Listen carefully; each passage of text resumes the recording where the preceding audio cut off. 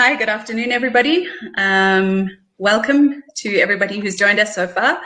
We're just giving it a few more minutes for the room to fill up a little bit more. But as you can see in the chat, I've posted a note saying hello and welcome, and please let us know who you are and where you're from. So if you can just, the audience, please start doing that so that we can see who we are, who we're talking to today.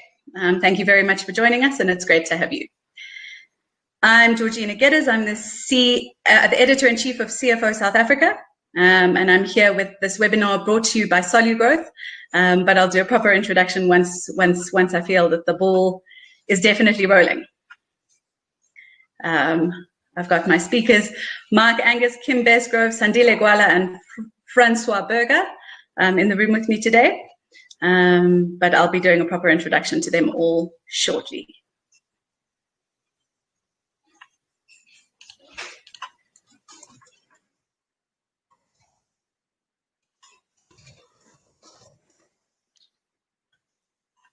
Okay, I'm going to kick off with the official welcome to everybody now.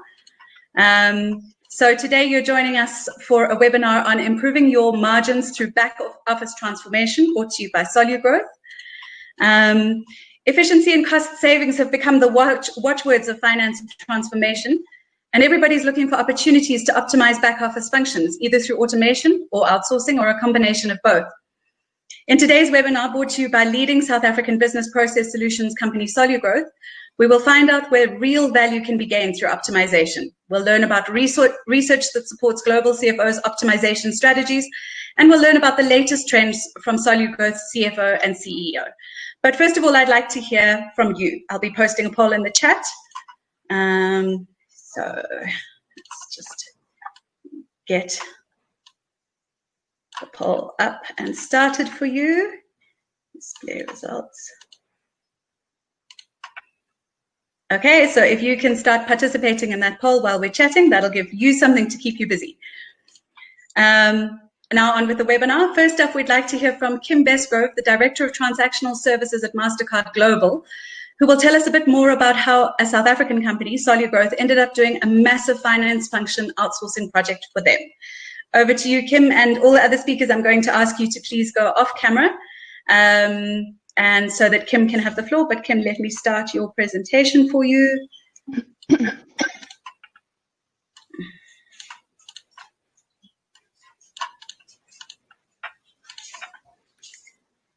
And that's over to you, Kim. All right. Thank you, Georgie, for the introduction.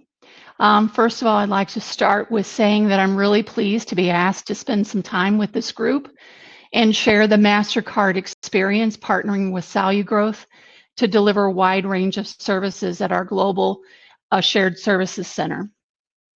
So the first thing, and let me figure out, let's see. Georgie, I'm not seeing how to advance the slide like I had before. Oh, wait a minute, I just found it. Did you find it? Yes, it is. Very good. Okay, sorry about that, guys. So first, what I'd like to start with is sharing our global footprint at Mastercard. This is our shared services organization, and what you can see is that our global hub for the shared services organization is in St. Louis, Missouri, and that is also the home to our global technology hub as well. We have captive hubs in London, Pune, and Singapore that make up about 400 plus team members for the Shared Services Center. And we have 2 outsourced locations in Pretoria, South Africa, and Mumbai, India. This delivery model allows us quite a few different levers and the opportunity to provide follow-the-sun services that are strategically aligned with our regions. It also proved to be a very strong asset when executing our global business continuity plan back in February and March of this year. We'll cover that topic and how SoluGrowth specifically addressed our COVID planning needs a little later in the presentation. Going to move on to the next slide. So this is our current shared services landscape for Mastercard. The slide shows the various core verticals of support from left to right at the top. And some of those core verticals are aligned to deliver services to the business units. And then we have a foundational services vertical at the far right that provides services across the shared services. So I'm going to talk briefly about each of these just so that we can all align on what type of services each core vertical provides. The first one is finance services, and this is where it actually all began for Mastercard. Back in 2011, our CFO introduced shared services as a strategy. There was a very strong mandate with a really well laid out plan on how to execute that strategy. Services provided in this vertical are basically what you would typically find in any finance and accounting shared services center, and it includes global billing. The second vertical is transaction services, and that's actually the area that I'm a part of, and we're going to come back to that a little bit later, so we'll pause on transaction services. The third vertical is HR services, and this is essentially employee and manager administration, tier 0 self-service information, maintaining that on our website, new hire services, benefit administration, and global payroll. The fourth vertical, legal and compliance services, that includes global non-disclosures, sales and purchasing contract administration, as well as data privacy and compliance matters. The next core vertical is franchise management, which includes responding to all our internal franchisee team members and our customers with anything from card design acceptance to dispute resolution or data integrity issues. The far right vertical, foundational services, is actually made up of financial systems, analytics and automation, and continuous process improvement, as well as this group manages any inflows of new services coming into the GBSC. GBSC is Global Business Shared Services. As you can imagine, we do lean quite a bit on the foundational services vertical across all the rest of the shared services area. So what I do want to mention is I do want to touch back on legal and compliance and franchise management. Those are the two most recent areas of service in the Shared Services Center at Mastercard. And it really does drive home a really great lesson as far as the power of executive sponsorship. When those services came into the GBSC, our general counsel had a mandate of GBSC first. And so any new scope and or expansion on the horizon was met with a target to move 20% of that organization's work into the center in less than 2 years, and they have met that target. So back to transaction services where I belong. Transaction services scope, which SoluGrowth has the pleasure of supporting me in a big way. As a matter of fact, they're more than half of my full operations team in this area. So what that is made up of is P2P, which is procure to pay. We handle requisitions that do not require sourcing approval, PO maintenance, supplier maintenance, which is master data, invoice processing, and payments processing. We also handle card services. So we oversee the travel and entertainment and purchasing card program management, as well as expense processing, compliance, and fraud monitoring of our card program. And then finally, in transaction services, we have our help desk. This is our tier 1 help desk, and they provide services for franchise, finance, and HR inquiries.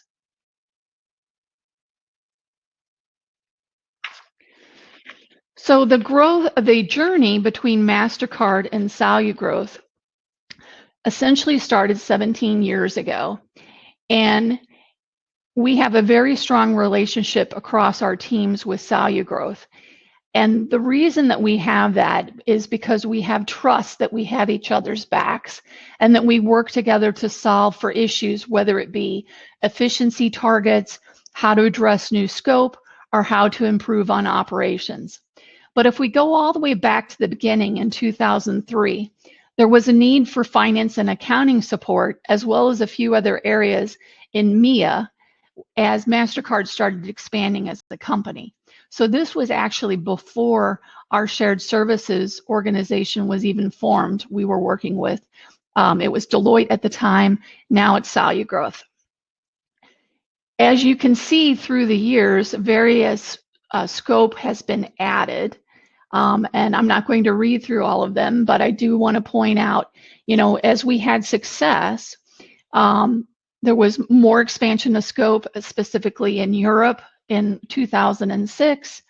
And then in 2012, that is when the GBSC Shared Services Organization was created at Mastercard, and SoluGrowth was chosen to become our BPO partner, and their scope has expanded globally at that time.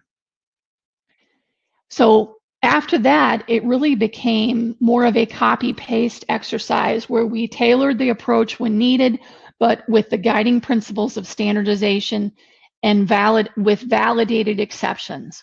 So a lot of standardization along the way, and that's really helped Mastercard in their shared services journey. We have at Mastercard experienced tremendous growth. Back in 2003, we were in 41 countries. We had 5,000 employees globally. And today we're in greater than 75 countries. And we have nearly 20,000 employees. And the ratio of US to non-US has flipped. So you can see where having a partner that can quickly expand at that pace is imperative to our success. So as you can tell, as I mentioned, the services are along the bottom of the slide. The regions that SoluGrowth supports is in the middle, and then the timeline is across the top.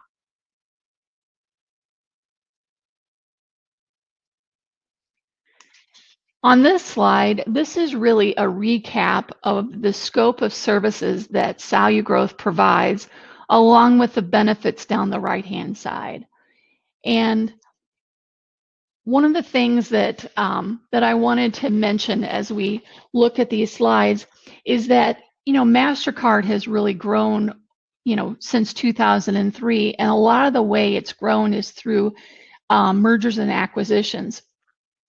And it has really been helpful having the ability to have resources onboarded very quickly with SoluGrowth so that we can support those M&A integrations all the way through business as usual execution. So I've touched many of the different benefits previously, but I do want to focus on quite a few of these as we go through the list and just talk to them a little bit. So up at the top, we talk about partnership versus provider approach. And if you really think about the word partner, there's an incredible difference between a partner and a provider. A partner is actually there to help you solve problems and come up with solutions. SoluGrowth actually has within their business model contingency planning for resourcing. So that in and of itself allows for rapid ramp up when we do need additional resources, whether it be because we have a merger and acquisition coming online, or there's some additional scope that we want to add to the shared services organization. We have monthly KPI and SLA meetings where SoluGrowth shares their results with the various organizations within the shared services group. And after we go through the KPIs and the SLAs, one of the things that we focus on is what we call the so what. So where do we need to focus? What steps are we taking to address gaps? And how are we solving for process inefficiencies? Because we all know one thing about shared services and about human nature in general. Mistakes are going to happen in operations. And when they do, the best thing that we can do is to understand how they occurred and what we're going to do to make sure that we don't make the same mistake twice. And that is part of our regular operations meetings. Another very important thing is what we call impact sourcing. So greater than 50% of the team that SoluGrowth employs is considered in this category, and it aligns really well with Mastercard's core values of be a force for good and financial inclusion. Business continuity, I mentioned that earlier. So that's, of course, at the forefront of a lot of people's minds right now. But when COVID started, when we started hearing about cases of this COVID-19, I believe, if I go back, I think it started impacting the United States in particular in February timeframe. And so we started having a lot of planning meetings, and, you know, we all had business continuity plans. SoluGrowth had one for my vertical. I had one for my group in St. Louis, and we would review SoluGrowth's plan. But I'm very pleased to say that when it came time to execute, we were able to execute our business continuity plans essentially flawlessly. And that says a lot.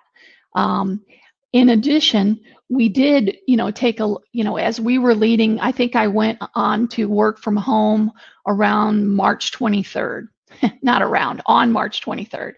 And leading up to that, we talked about, well, because we really didn't know if there would be internet connectivity issues or what might happen. So SoluGrowth actually stepped up, and we did a little bit of cross training in St. Louis at the Global Hub in case we needed to step in and help make sure that critical services were provided to the business owner. And I'm happy to say that we actually did not even need to use any of that training. SoluGrowth provides flexible and scalable solutions as well. They provide quick turnaround, as I mentioned before, in part due to the contingency planning. And this is a really good example to me of where a partner helps you out. So, it really is about our customers, but it's also about me as the director of the vertical. My business partner makes my life easier, and that's always something that you want your customer to say about you. Their rates are economical, and we've benefited from zero inflationary increases over the years. And those increases have allowed for additional capacity without adding resources. They really, the SoluGrowth team really is an extension of my team. We have daily stand-up calls in the morning. We talk about what things are going on. Are there any issues? What needs to be tackled? And they really do go above and beyond to execute on our deliverables, and they lean in more when needed. We know we have each other's backs to meet our goals and objectives. And this is actually my final slide, but what I wanted to point out here is the fact that these are examples of different types of automation and CPI initiatives that SoluGrowth has led for Mastercard. So this is some of how we've been able to execute and not increase our costs.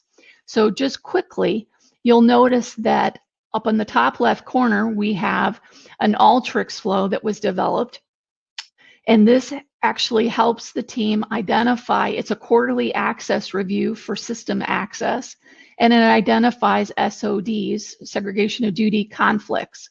That saved, this Alteryx flow has saved 6 days of work every quarter by implementing this. The middle item is a bot, and it is used to grant and remove access in Oracle, which is our ERP system, and that has saved 80 hours per month. Another Alteryx flow in the payment space helps extract all the payment run reports, and that saves 140 hours per month. The bottom left-hand corner, we have a bot This was a one-time development bot, but its purpose was to go and download 16,000 contracts out of Ariba, because we were migrating from Ariba onto Coupa and we needed those documents. That actually saved us 18 weeks of work. And then finally, in the bottom right-hand side, we have another Alteryx flow, which is essentially our suspensions around expense report delinquency. And that saves us between 18 and 20 hours per month as well. So what I wanted to point out is, reiterate, I should say, is more that these type of efforts is what really allows us the flexibility to be able to adjust to new demands that are coming into the shared services center, and or shift capacity to other teams when needed. And this is the last slide. That's the end of my prepared statements. I just want to tell you that I do appreciate your time listening to our shared journey between Mastercard and SoluGrowth. I hope it's been insightful and beneficial for you, and I'll be around for the panel discussion later.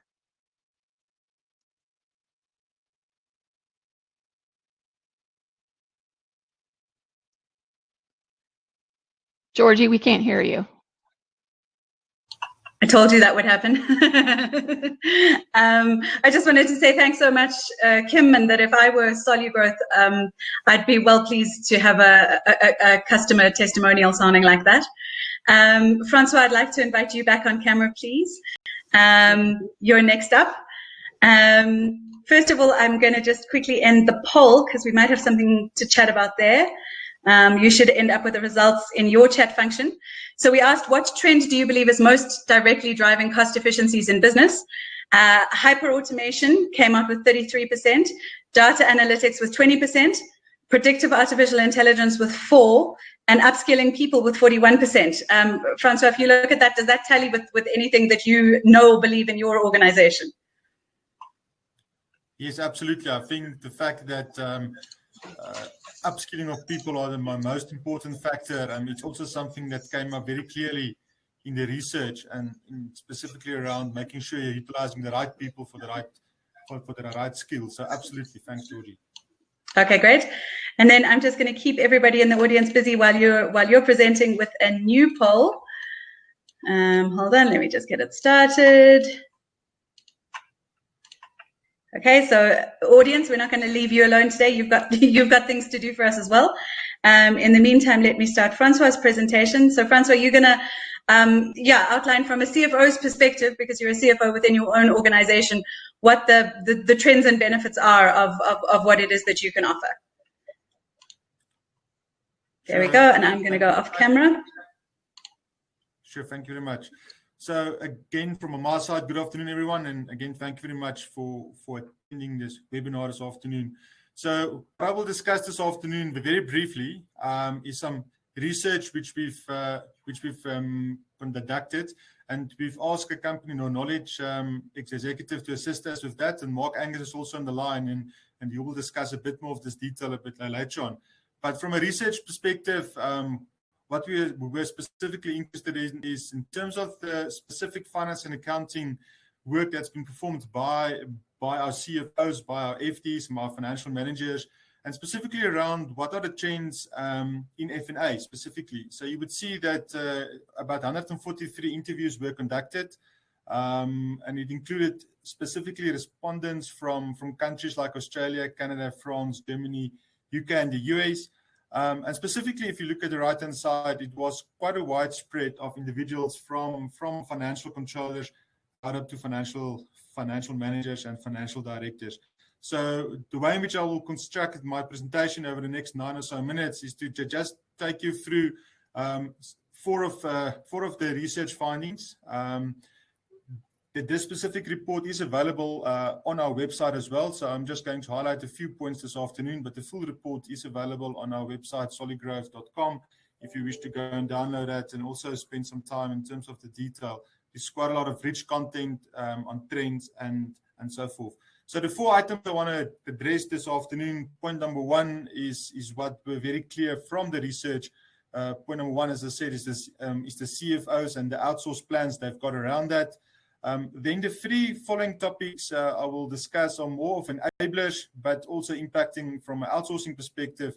How do you make use of automation, analytics, and IT-enabled services, specifically in the technology space, and also around the workforce and specifically payroll processes. So these 4 items were key findings from the research, and again, I will discuss it in a bit more detail.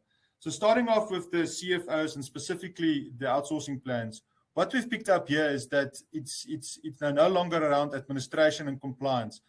It's all around specifically supporting the CFOs as a CFO and also as a finance and accounting outsourcing provider. So some of the key points that came out of the research is, one is that outsourcing and offshoring are still very relevant. However, there's a definite move to look at strategic insights and strategic enablers rather than only transactional and administration. So what's key for the CFOs are the right combination of ownership, location, and management.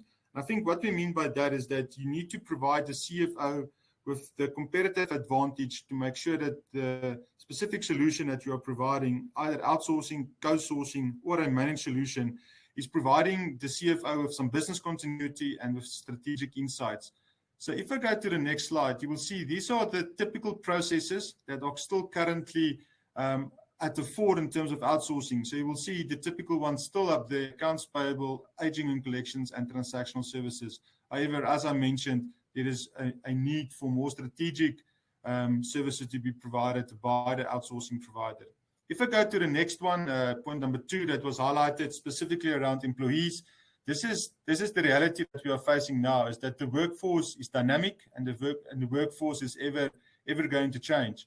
From a flexible working arrangement perspective, it seems that the more and more there's a need to accommodate constant change in your systems. So your systems need to be responsive and your systems need to be agile to handle these constant changes with the gig economy and also around the flexible working arrangement.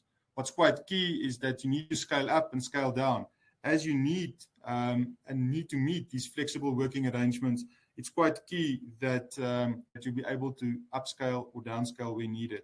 Absolutely a very relevant point for all of us is cloud-based solutions, cloud-based systems. It's vital to maintain your business operations, and we've picked it up during the lockdown and during the COVID, is that from an operational perspective, it's quite key that cloud-based solutions help you to maintain business continuity, and it ensures staff can continue to work even from home.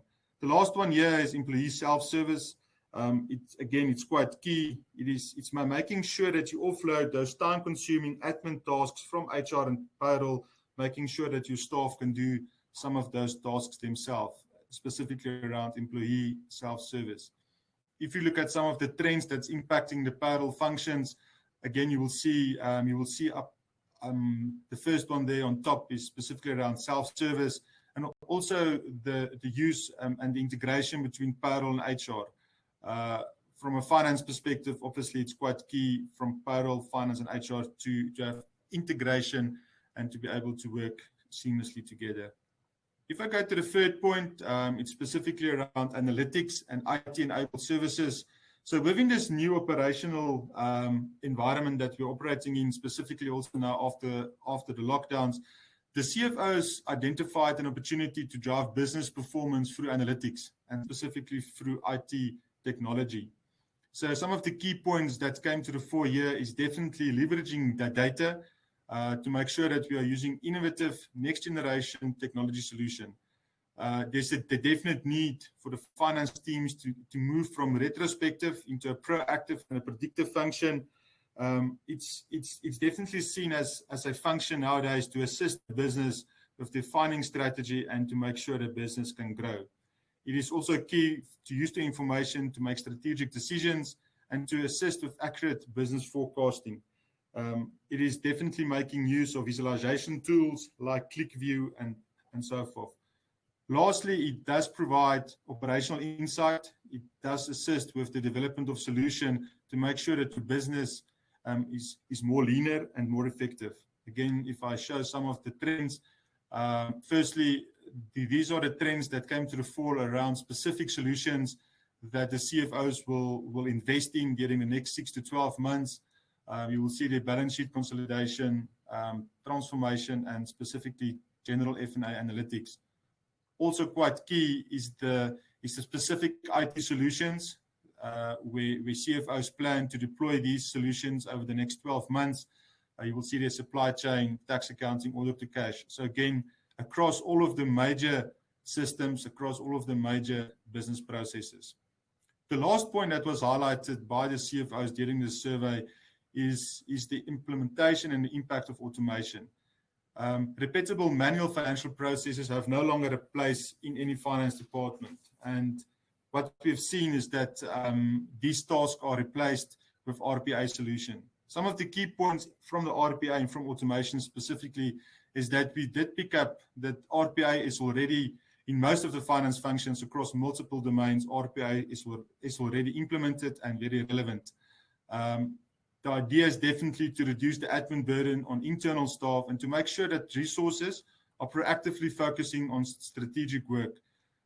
The last point is quite key and quite interesting, is that what we've picked up is that there's no longer the job security issue and job security discussion around people losing their jobs. In fact, what we've picked up during the research and the survey is that there was only about a 3% attrition rate with the introduction of automation, with most of the individuals that's responsible for the finance functions that's been replaced by automation actually doing higher value end, higher type of work, and not only the repeatable task and the mundane. If you look at the process perspective, you will pick up there again the processes across the board that are quite close to being either already deployed into RPA or seen to be quite susceptible for RPA in the foreseeable future. So again, you will see the procure to pay, general accounting, and so on. So it's across the board, it's across all of the functions that we see RPA is quite relevant. Perhaps just to further state what I previously stated around what's the impact of automation, and you will see there's only a 3% attrition rate of staff leaving the company as a result of the RPA. In most of the cases, it was about reskilling the staff and making sure that we can move the staff that was previously performing transactional work, moving them into more of an analytical function instead of an attrition of the staff. So those were the 4 specific points that I wanted to highlight. There will be more discussion around the survey, but Georgie, thank you very much from my side. Thank you. I've come on camera and microphone. I've got it this time. Francois, thank you so much. I've been making frantic notes in the background because I've got some questions that I want to ask you. So that's super exciting. But we'll save that for the poll for the Q&A at the end. I'm going to end the poll now. So let's just see what results come in. So the question we asked was, what is the most important outcome you would like to achieve in a cost optimization process? Hey, Francois, come back. I'm not done with you. So the first one was realizing cost savings, which came back with 10%. We had continuous process and quality improvement, which came back at the top with 31%. A cost-effective resourcing and delivery model, 26%. Integration between front and back office functions came in at 10%. And then forward-looking data and analytics to drive the organization's growth is 21%. And I thought that was just very interesting. Again, it's what we've been conveying, that while cost saving is a factor, it's certainly not the factor in an optimization process, that there's a lot of other stuff that people are hoping to achieve. So again, I don't know if that tallies with your understanding of what your customers convey to you. Yes, absolutely. I think the fact that we see 31% on continuous improvement and continuous process improvement is actually also linking back to what Kim was saying around the constant process improvement, making sure that you consistently look after your processes. How can you make it more efficient and effective? So it's definitely aligned in terms of also the automation and the specific initiatives we implemented at Mastercard. So definitely aligned. Absolutely. Thank you. Okay, great. Thanks, Francois. And don't go anywhere because now everybody comes on camera. Hi there. Okay, so now we're going to launch into the panel discussion segment of today's webinar. And I'm looking forward to unpacking a lot of the concepts that have already come up today. So Sandile, I'd like to hear from you. This wasn't necessarily a COVID-19 webinar, but that's certainly nothing these days isn't. So my first question for you is have you seen key outsourcing trends being accelerated as a result of COVID-19? Yeah, no, thank you very much for that question. Absolutely, Georgina. I think COVID-19 somehow found the outsourcing service providers ready. It looks like we have been doing this virtual service provision for many years, serving clients like Georgina like Kim in the US, which we were doing it out of South Africa. I mean, we've got over 70 people based in South Africa providing a service to Mastercard. And that's a virtual way of working different time zones and so forth.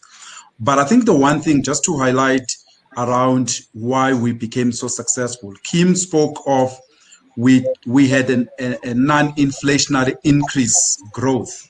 And when I was looking at the last trend, the poll that you had now, it really came up straight from the attendees that the best outcome they are looking for is continuous improvement, you know, when they are driving cost optimization process. And the only way you can achieve inflation-less growth with a client like Mastercard is if you intensify as a service provider the continuous improvement. And we found that this continuous improvement, particularly in a virtual way of working, has been very useful for clients that have been struggling to grow revenue. Most companies, whether you're looking from automotive sector, both in South Africa and globally, most of our clients were struggling with revenue. But because they found us ready, number one, to work virtually, but secondly, to drive continuous improvement, which Francois has been talking about it in our research, and a whole lot of research really is talking about the benefit of automation. You know, there has been a lot of acceleration for automation, and what we've been seeing, whether it be clients from Australia, I mean, we've dealt just during these last 8 months with almost 3 deals from Australia to South Africa that have been asking us to respond. It is because companies are looking for cost optimization, whether it be through re-engineering or through automation. So we have been a great beneficiary as the outsourcing industry, seeing a growth of outsourcing from different sectors, from the US, from the UK, from Australia, simply because of COVID-19. So it's been very positive for our sector. Thanks, Georgina. Okay, that's great. And I mean, it's always fantastic to hear these positive stories emerging from COVID-19, and it's those companies that are moving forward and already had a handle on the new possibilities and this new way of work that really is kind of accelerating now. Francois, so in practical terms, how can companies achieve real cost savings benefits by outsourcing the back office function? Is there a clear equation that kind of joins outsourcing and cost savings? Sure. Thank you very much. So I think the first thing that one need to look at is that your cost savings is not only from a salary cost perspective, Georgie, it's also relating to some other expenditure. And that other expenditure include training, it includes your infrastructure, it includes your rental, recruitment, and so on. So what we typically see is that your multiple of your salary cost is anything between 1.6 and 2.5 times your salary cost. So it's not only saving on the salary cost, it's also saving on other expenditure. And if I look at salary cost specifically, what we found is that it's quite key that your business and delivery model is very much aligned to your resource requirement. What I mean by that is that you need to have the right resources and you need to have the right resource fit. I think it came out during the question, one of the polls around specifically around the resources, is that you need to have appropriately qualified resources, not overqualified or underqualified, and making sure that you are focusing the resources and their career paths. That makes an outsourcing provider quite different because you can offer career path within an outsourcing environment. However, the second point, as I said, it's not only salary cost, it's also business improvement. So you need to standardize, you need to ensure there's continuity, you eliminate waste. from a Lean Six Sigma perspective, we need to make sure that processes are streamlined. And from the start, as I said during the research, and Sandile mentioned as well, is that it's key for you to implement automation and making sure that RPA is part of that automation journey. Lastly is to optimize the technology. What we've seen is that most clients do have technology, but it's not optimally set up, it's not optimally structured, and I think there's always room for improvement from a technology perspective. So I would summarize it very broadly in those two areas. Thank you. Okay, that's great, Francois. And on that cost point, Kim, in our prep call, you mentioned that while cost is an important part of the decision-making package, it's not the only decision-making driver in an outsourcing decision like you made. And that's again kind of reflected in the poll that we asked, where only 10% said that the primary reason was to realize cost savings. Could you tell us a little bit about what the other than cost factors were that made it work for you? Sure, absolutely. So as you mentioned, economics is a driver, especially when you're talking about outsourcing work from the United States. But it's not the only factor. So I mentioned before about making my life easier, right? And I'm not trying to say that everything's about me, but to a certain extent it is.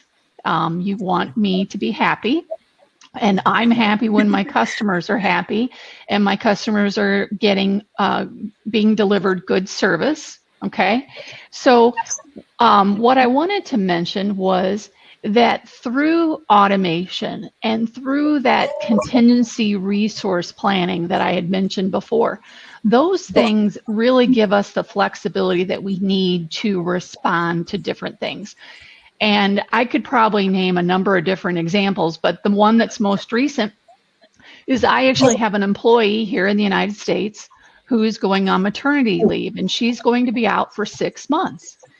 And so we approached SoluGrowth about providing a backfill for this lady's position. And because of automation and because of those contingent workers that are standing there, are ready to step in and fully trained, they're able to provide that 6 months of coverage for me at no cost. Wow. No, that really is an astonishing story, and it gives a great insight not only into the process part of the puzzle, but actually the relationship part of the puzzle, and the fact that it's not just about a bot or a machine doing the work for you. It's a person. You actually also have this provision of a person who's available and up to speed. So it's really amazing how that works. So thank you for that, Kim. Mark, welcome. We haven't heard from you yet. Hi. How are you doing? Good, and you? Very well, thank you. Very good, thanks. So you are you're the CEO of Knowledge Executive, and you conducted this interesting research for SoluGrowth, which is great because it's really often we have people coming in and they're quoting other people's research, but you've actually got your own body of research, SoluGrowth, that tells the story, that answers the questions that you specifically want answered. So Mark, can you tell us a little bit about how you conducted this research? Thank you, Georgie. Thank you very much. Yeah. So it was quite an interesting project to roll out, and it was growth that we to do the research as part of a broader F&A market intelligence survey. And Mark, I'm just going to interrupt you for a second. Yes, this is one of the problems that I said could happen. It seems that you have somehow picked up an echo, so I'm going to ask everybody but you to put your microphones on mute. Great. Okay, fantastic. You can hear me now still? Okay, great. So as I was saying, yeah, it was a really fantastic report to put together, part of our global F&A market intelligence survey that we ran, and SoluGrowth commissioned us to produce a special drill down report with specific insights for South Africa as part of our global survey. And I just want to thank Sandile and Francois for giving us that opportunity. We conducted, as Francois earlier alluded to in his slide, we conducted over 140 interviews, and these were done via outbound calling and face-to-face interviews and online surveys. And they were conducted with executives, mostly finance managers, finance directors, CFOs, heads of finance in countries such as Australia, Canada, Germany, the UK, France, and the US. And they represented 13 key verticals. So that included banking, automotive, insurance, healthcare, hospitality. There, once we get the others now, there was healthcare, public sector, retail, telecommunications, travel, and utilities, which are some of the key verticals that were covered.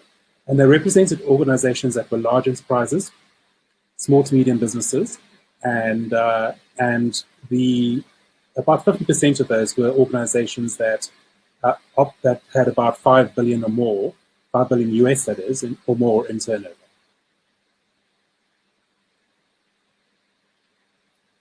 Went off mute. I remembered. Okay, that's really interesting. And Francois has highlighted a lot of the research that emerged from this. But could you specifically highlight any trends that came out in robotic process automation?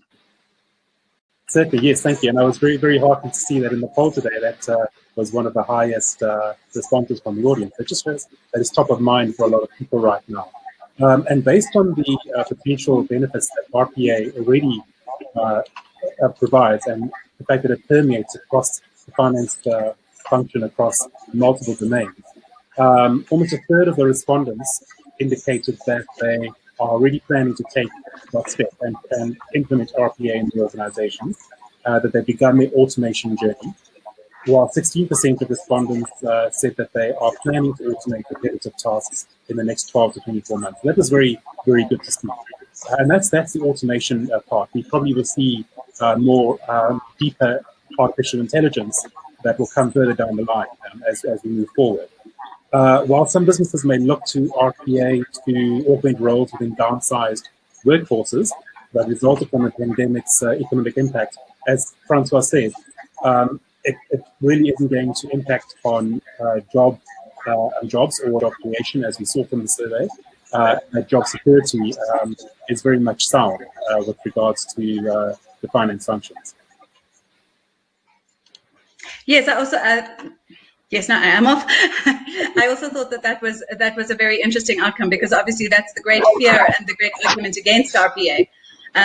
So it really is. It really was great to hear that people are living the dream, where they're freeing up their time from mundane tasks to do higher level stuff, and that really is happening. And very important to mention is that RPA. I like the fact that also you were alluding to the fact that automation is great, and that's a big key trend right now.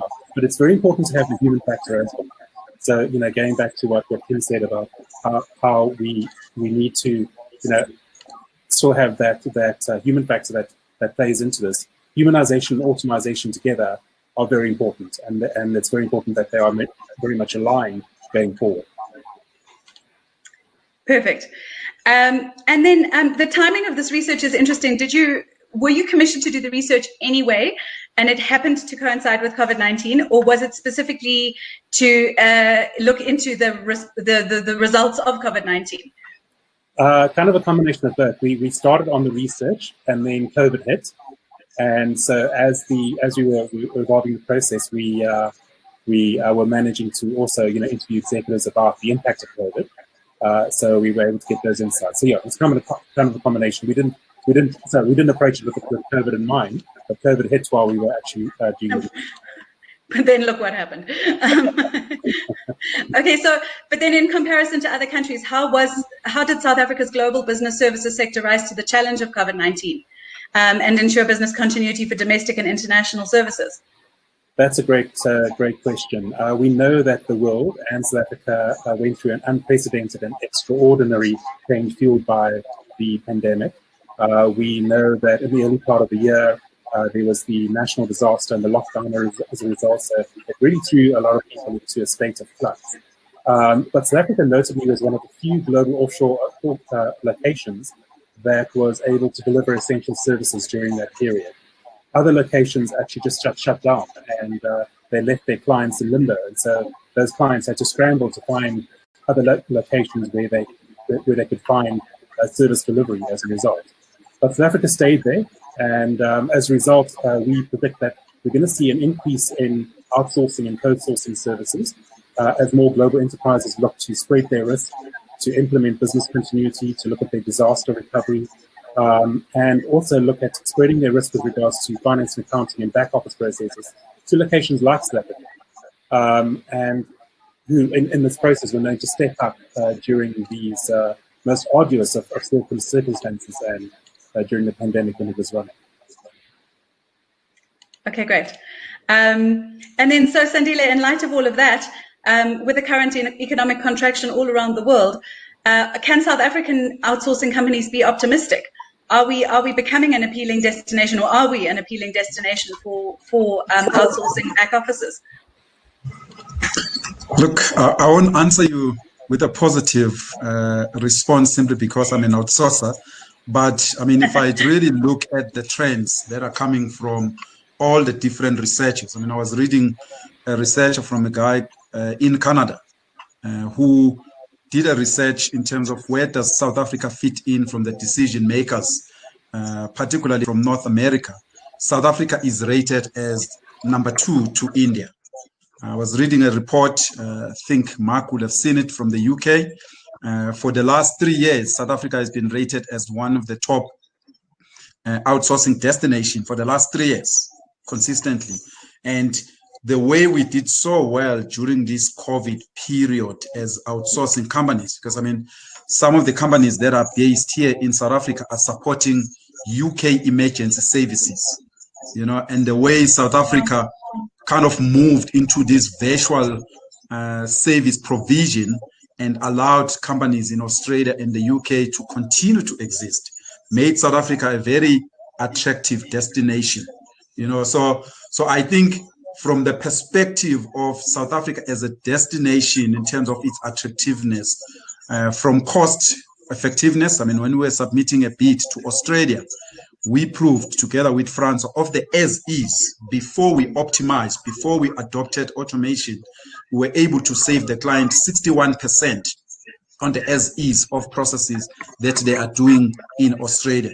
So that commercial benefit is there, makes South Africa attractive. But all the skills that South Africa has, I mean, it's not everything. There are specific areas that South Africa is good at. Finance and accounting is one of those areas. You know, call centers is one of those areas. IT skills, particularly for software engineering testing, South Africa is one of those areas where it's attractive. You know, so there are specific areas as well as domains like banking, telcos, health, are one of those sectors where South Africa is very attractive. You know, and I think if we make sure that we don't try to be everything, we don't just focus on cost, but we focus on cost plus the things that Francois was talking about over and above that, South Africa will remain as a very attractive destination, which will be witnessed by companies like Amazon coming to South Africa and so forth. So it's really going very well for us. Thanks, Georgina. Yeah, again, I'm always delighted to hear positive South African stories. So that's really good news. And Kim, your experience of South Africa. I mean, in the first place, how did you end up choosing South Africa as your outsourcing destination? And then how have we been as a global provider? So as I mentioned before, back in 2003, a decision was made to work with SoluGrowth, actually Deloitte at the time, before SoluGrowth came into existence. But it was because we needed finance and accounting support in MIA. But I mean, that was a long time ago, as I mentioned, 17 years ago. But every time we decide to move work to SoluGrowth, we make a new decision, right? So, and those decisions are essentially the result of our experience. So it's that partnership quality that I talked about. It's the experience, it's the automation, it's economics, it's flexibility, it's scalability, it's all those benefits that I talked about earlier that help drive us the direction that we want to go and allow us the ability to be able to pivot and adjust and meet the needs of Mastercard.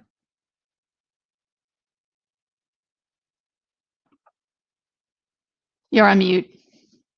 I was doing so well. You can do a testimonial for South Africa and not just for SoluGrowth. That's it's really great feedback. This is my feel-good webinar of the year.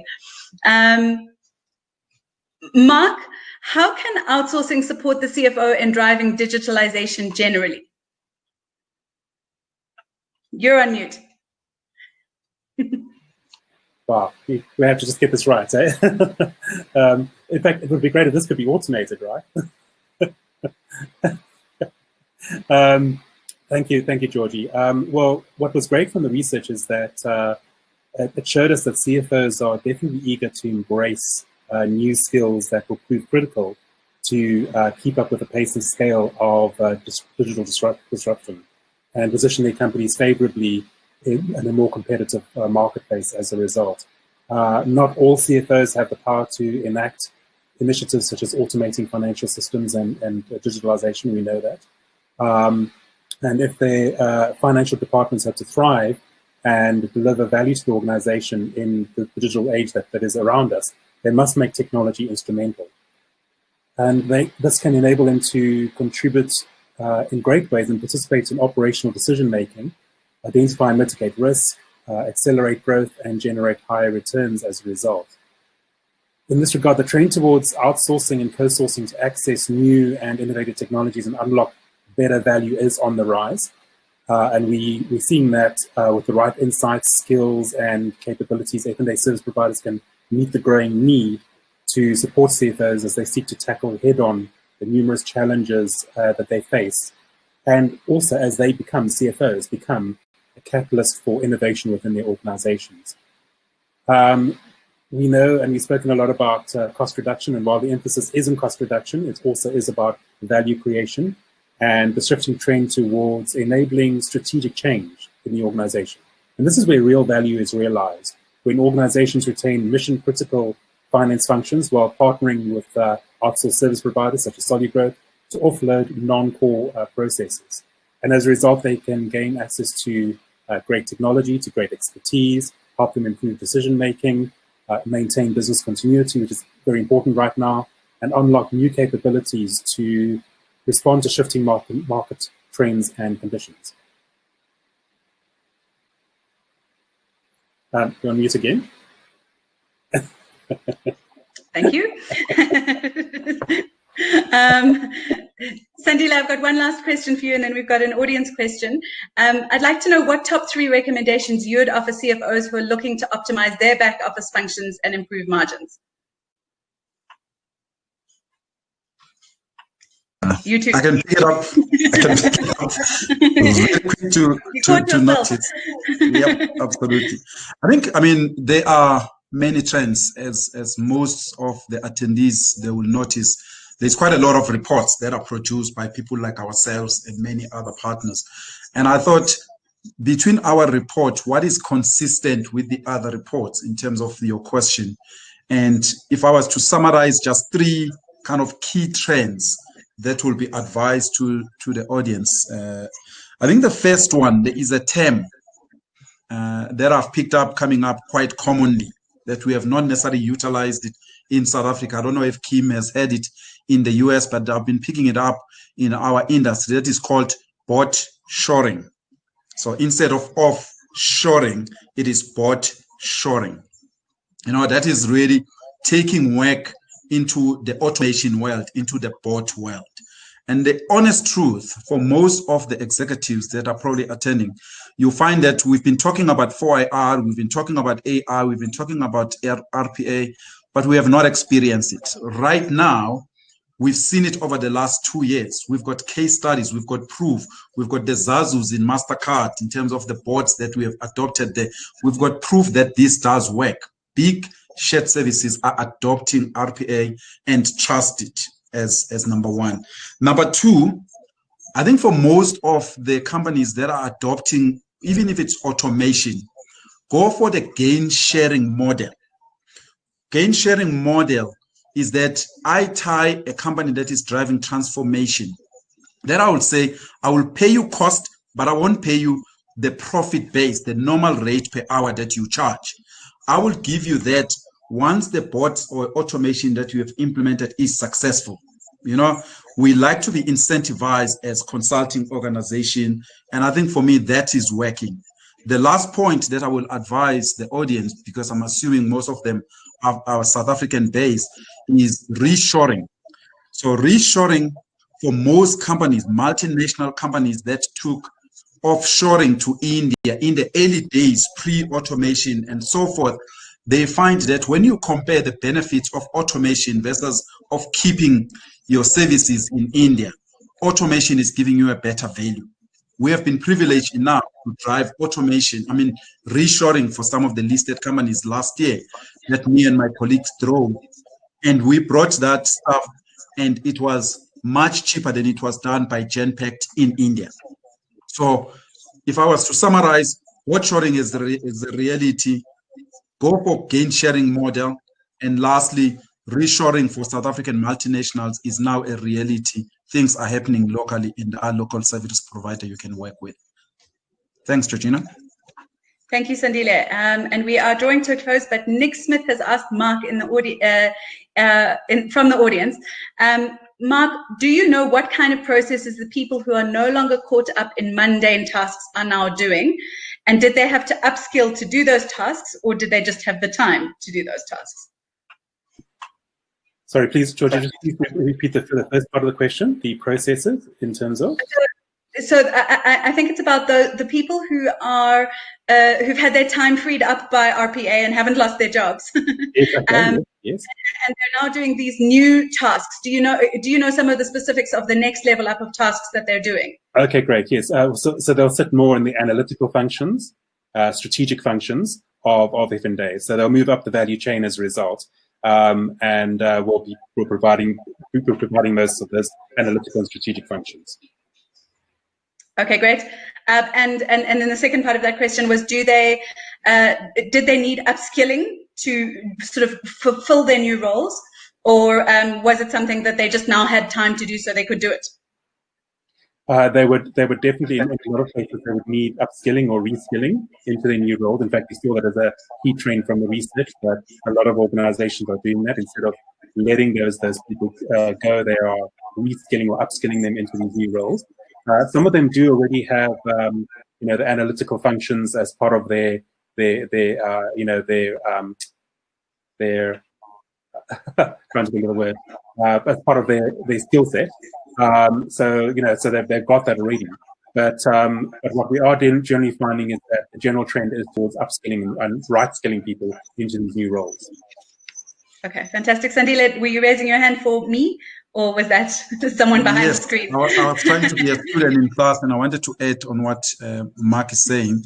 And 2 points to add what Mark is saying. What I would really advise the attendees is that we need to adopt what we call reskilling and upskilling before people are really affected.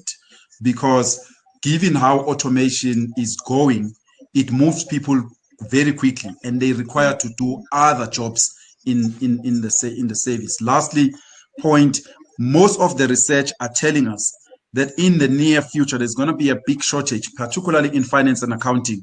There's going to be a shortage of accountants, strangely enough, in the future. Whilst we are automating, you still need people who understand technical standards of accounting.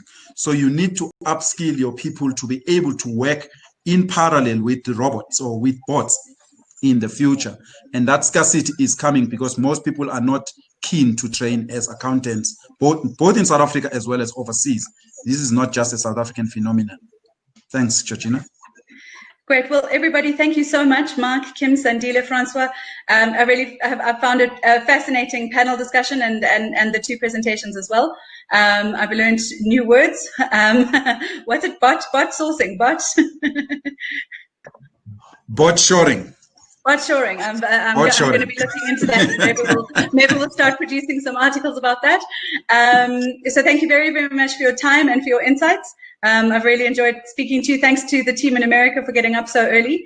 And then I'm just going to show our audience what we've got coming up next. But thank you very, very much to the panel. It's been lovely having you here today. Thank you. Thank you, everyone. Thank you very much. Okay, so Our next, we've got another webinar on automation for improve your margins through back office transformation. No, that's us. That's where we were today. Next one is the ultimate automation case study. So that's if you haven't had enough of automation yet. Then we have a masterclass on asset-based finance from Nedbank on the 1st of December. And then solving your reporting challenges, how data automation can address CFO's top 5 pain points. And to register for any of those upcoming webinars, you can visit cfo.co.za/events. We're looking forward to hosting you all. Thank you very much to everybody who attended today, and thank you once again to the panel. It was a great webinar. Thanks a lot. Bye-bye.